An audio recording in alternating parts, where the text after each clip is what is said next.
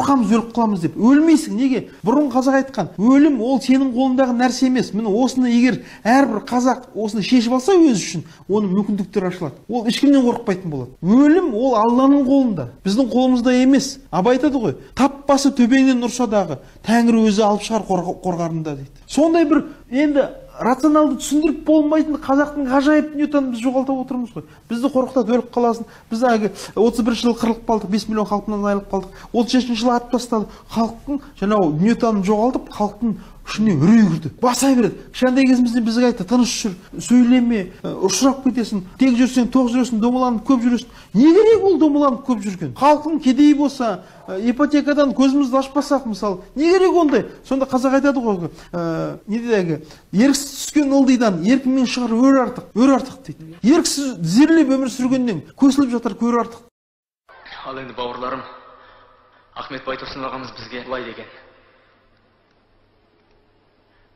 қазағым, елім, қайқайып белің сынуға тұр таянып. Талауда малың, қамауда жаның, аш көзіңді оянып.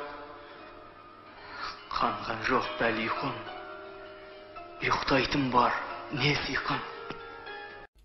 Ассалаумағалейкум қазақ елі арнасының оқырмандары. Осы ағаларымыз өте дұрыс айтқан. Біздер осы ағаларымызды қолдап, қазіргі кезде құлдық санадан айырылуымыз керек. Өзіміздің сөз бостандығымызды еркін жеткізуіміз керек. Біздер ұлы батырлардың ұрпағы екенімізді ұмытпауымыз керек.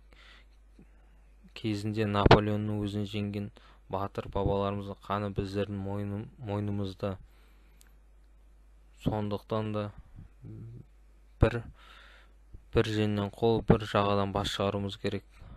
Алға қазақ елі, жасай бір қазақ елі.